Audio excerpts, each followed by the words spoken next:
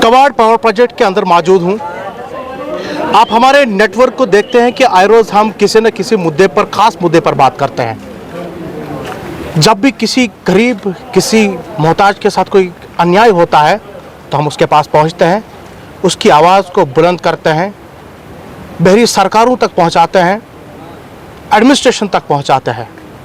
आपने कई बार देखा और हमने वो आवाज़ें जो है सरकारों तक पहुंचाई हैं, इंतज़ामिया तक पहुंचाई हैं।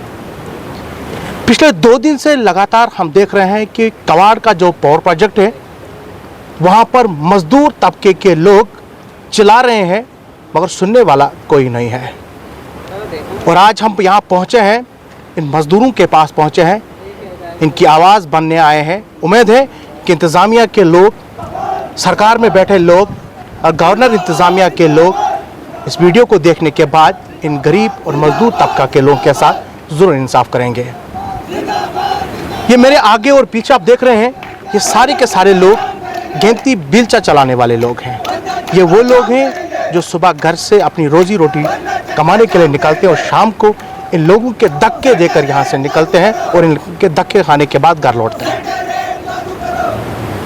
मेरे साथ ये आप देख रहे हैं वर्कर हैं, बहुत सारे वर्कर से बात करेंगे और यहाँ पर अभी भी मेरे साथ एक वर्कर हैं जो इस पावर प्रोजेक्ट के अंदर हैं।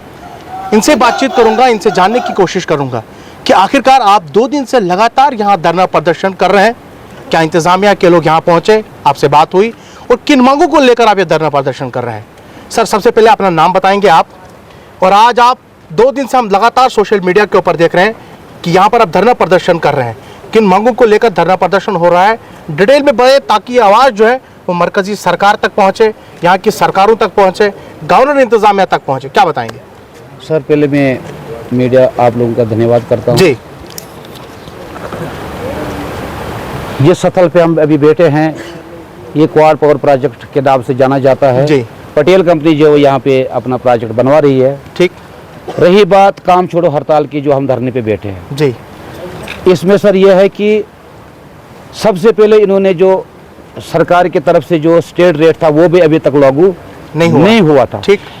2 साल पहले, 3 साल पहले एक सेटलमेंट कुछ किया था अफगान में कि थोड़ा बहुत आगे पीछे जब तक हमें रेट नहीं मिलेगा, ये करेगा, तो वो सेटलमेंट हुआ था, उसके आधार पे काम कर रही थी। ठीक। लेकिन जब सेंटर वेजेस हर जगह लागू होने लगा तो हमारी भी उमंगें बढ़ गई, हमारा भी दिल सोचने लगा कि नहीं, हमें भी सेंटर वेजेस मिलना चाहिए। ठीक। और इसी बेस पे सिर्फ यहाँ की बात नहीं है, किरू में भी इसी वजह से बंद पड़ा है, यहाँ पे भी इसी वजह से बंद पड़ा है, डूल में भी है, अफगान में है, अलंटी में है, डंगडोरू में है, ऑल ओवर प्रोजेक्ट इसी वजह से बंद पड़े हैं, सिर्फ चुनाव ये सेंटर वेजेस के खातिर। ठीक।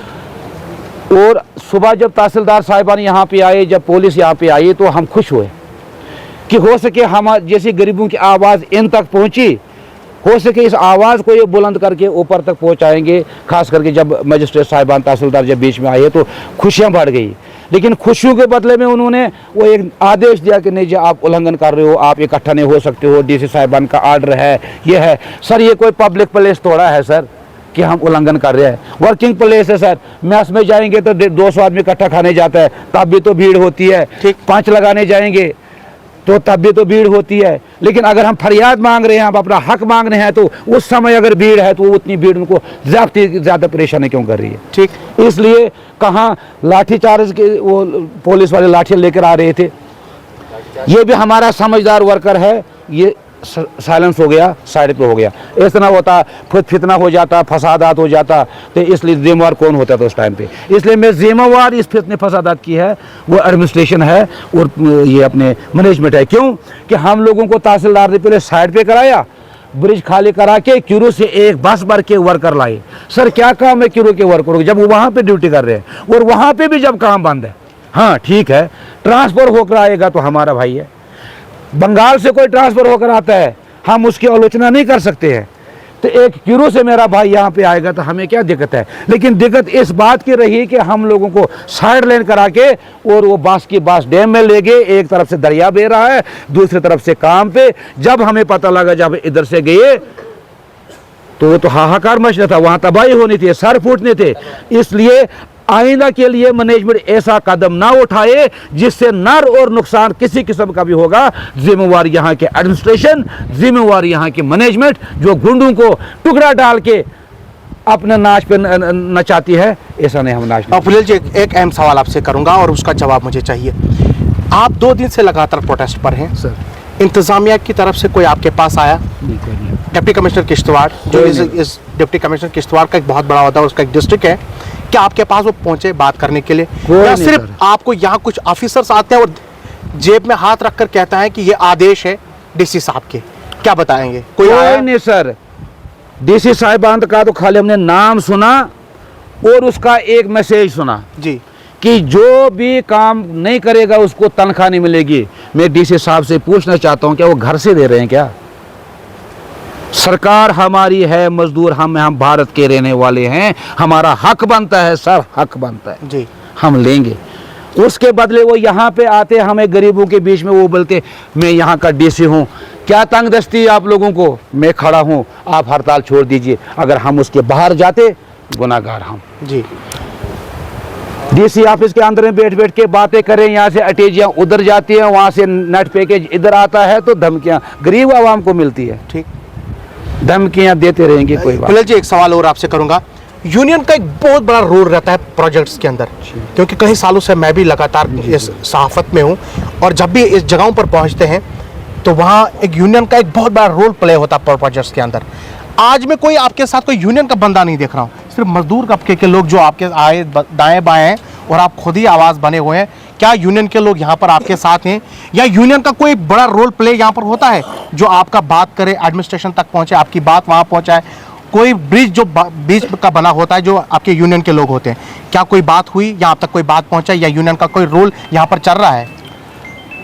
जो यूनियन थी, मुझे लगता है कि जिस तरीके से वो यूनियन वर्करों को बढ़ावा देने के बदले में दबा रही है, ठीक, तो वहाँ से एक दिमाग में ये सोच आई कि जो यूनियन जो काम करना चाहती थी वो नहीं कर रही है, वो अलग पटरी पे चली गई है। चाहे फिर अब भगवान जाने, उनका मन जाने कैसे बदला, लेकिन हमारे उनके बीच में से जब वो वहाँ पे पार्ट्स हुए, उनके बीच में से हमारा एक चिराग और उभरा है नया, वो भी जम्मू में है, बलवान जी, उनके संपर्क में हम हैं। ऐसी बात नहीं है, अगर यूनियन के 2 आदमी अगर मेरे जैसे अगर गलत हो गए तो वो गलती हैं, बाकी गलत नहीं है, बाकी सब अच्छे हैं। ठीक, तो रही प्रशासन की बात, वो हमारे बीच में नहीं है। अब आप क्या चाहते हैं फाइनली? आप लोग क्या चाहते हैं? क्योंकि बहुत सारा आपके साथ वर्कर बैठा हुआ है, मैं देख रहा हूँ। फाइनली इन मजदूर तबके के लोगों को, जो यहाँ प्रोजेक्ट्स के अंदर काम करने वाले लोग हैं, उनका क्या फाइनल डिसीजन है, क्या करना है और कैसे ही प्रोजेक्ट्स के? क्योंकि एक बहुत बड़ा डिसीजन सर यहाँ पे हम सिर्फ 2 बातों पे तुले, 3 जी। पहली बात है कि खैर अभी हमारे क्वाड में तो वैसा नहीं है, लेकिन कीरू में जी जो जिसको भी फाइनल हुआ वो होना चाहिए बाहर का, लोकल नहीं होना चाहिए, नंबर 1। ठीक, दूसरी बात, जो भी कीरू से लेके डंगडोरू तक अगर यहाँ पे जैसे 4-4 आदमियों को, 6-6 आदमियों का टर्मिनेट आर्डर निकाला है मैनेजमेंट ने। ठीक, जैसे मैंने 2 बातें की तो मेरा आर्डर बन गया, ये आप नौकरी से हटा दो। सबसे पहले उन लोगों, फुलेल हट जाए कोई दिक्कत नहीं, लेकिन मेरा भाई नहीं हटना चाहिए। फुलेल भूखा मर जाए कोई दिक्कत नहीं, लेकिन मेरा भाई का पेट भरा रहना चाहिए। वो आर्डर जो है वो कैंसिल होना चाहिए। ठीक, तीसरी बात यह है कि सेंटर वेजेस एक्ट लागू होना चाहिए। जब तक मैं जिंदा हूं तो मैं देखूं कि लागू हो गया, यहीं पे मरूंगा, मैं अनशन पे बैठूंगा। चलिए जी, सुबह से अनशन पे। बहुत बहुत शुक्रिया बात करने के लिए फुलेल जी। ये फुलेल जी मेरे साथ बात कर रहे थे, जो यूनियन तो नहीं है मगर इन मजदूर तबका के लोगों के साथ जुड़ा हुआ है, जो लेबर यहाँ काम कर रही है उन लोगों के साथ जुड़ा हुआ है। इनके साथ मैंने तफसीलन बात की और तफसीलन में 3 चीज़ें सामने निकल कर आई। इनका कहना है कि अगर पावर प्रोजेक्ट्स जहाँ कहीं भी चल रहे हैं तो सेंट्रल वेजेस एक्ट के तहत और मजदूर लोगों को पैसा दिया जाता है। न जाने किन वजूहात को लेकर कवाड़ के मजदूरों के साथ सौतेली माँ का सलूक किया जा रहा है, और हमें जो है वो सेंट्रल वेजेस एक्ट से दूर रखा जा रहा है, उसको लेकर लड़ाई है।